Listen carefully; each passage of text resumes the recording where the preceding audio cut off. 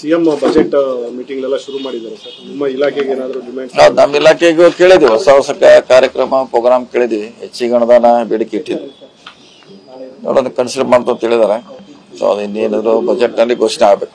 ಕಾಂಟ್ರಾಕ್ಟ್ಗಳೆಲ್ಲ ಇನ್ನೂ ಬಿಲ್ ಆಗಿಲ್ಲ ಅಂತ ಅಸಮಾಧಾನ ಅದನ್ನೆಲ್ಲ ಹೇಳಿದ್ರು ಸರ್. ಎಲ್ಲ ಅದು ಗೊತ್ತಿದೆ ಅವ್ರಿಗೆ, ಗೊತ್ತಿದ್ದ ವಿಷಯ ಅವ್ರಿಗೆ.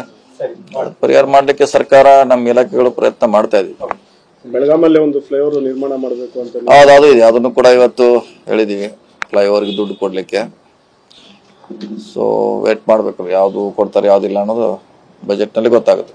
ಎಸ್ಟಿಮೇಟ್ ಕೊಟ್ಟಿದ್ವಿ, ಎಸ್ಟಿಮೇಟ್ ಆಲ್ರೆಡಿ ಇದೆ, ಅದು ಕೊಟ್ಟಿದ್ವಿ.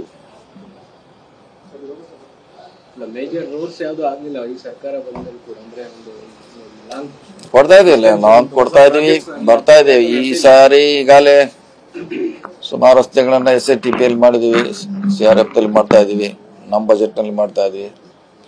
ಸೊ KCP ಅಂತ ಇನ್ನೊಂದು ನಮ್ಮ ಏಜೆನ್ಸಿ ಇದೆ, ಅದ್ರ ಮುಖಾಂತರ 11 ಹೊಸ ರಸ್ತೆ ಮಾಡ್ತಾ ಇದೀವಿ. ಸೊ ಬರ್ತಾ ಇದೆ, ಲೇಟ್ ಆಗ್ಬೋದು ಆದ್ರೆ ಮಾಡ್ತೀವಿ. ಸರ್ ಆಮೇಲೆ ಈಗ ನಗರ ಸ್ಥಳೀಯ ಸಂಸ್ಥೆಗಳು ಚುನಾಯಿತೀರಾ ಸರ್? ಯಾಕಂದ್ರೆ ನೀವು ದೆಹಲಿಗೆ ಹೋಗ್ತೀರಾ ಅಂತ.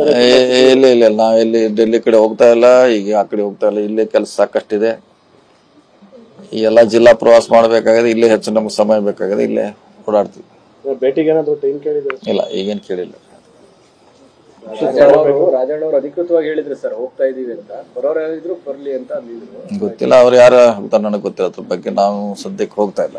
ನಾವು ಹೋಗ್ಬೇಕಾಗಿತ್ತಲ್ಲ ಸರ್, ಕಾರ್ಯಕ್ರಮ ಇತ್ತು. ಅದು ನಮ್ಮ ಇಲಾಖೆ ಇದೆ, ನಮ್ಮ ಇಲಾಖೆ ಕರ್ನಾಟಕ ಭವನ ಬಗ್ಗೆ ಓಪನಿಂಗ್ ರೆಡಿ ಇದೆ. CM ಅವ್ರು ಡೇಟ್ ಕೊಟ್ಟ ತಕ್ಷಣ ಅದು ಉದ್ಘಾಟನೆ ಮಾಡ್ತೀವಿ. Okay, thank you.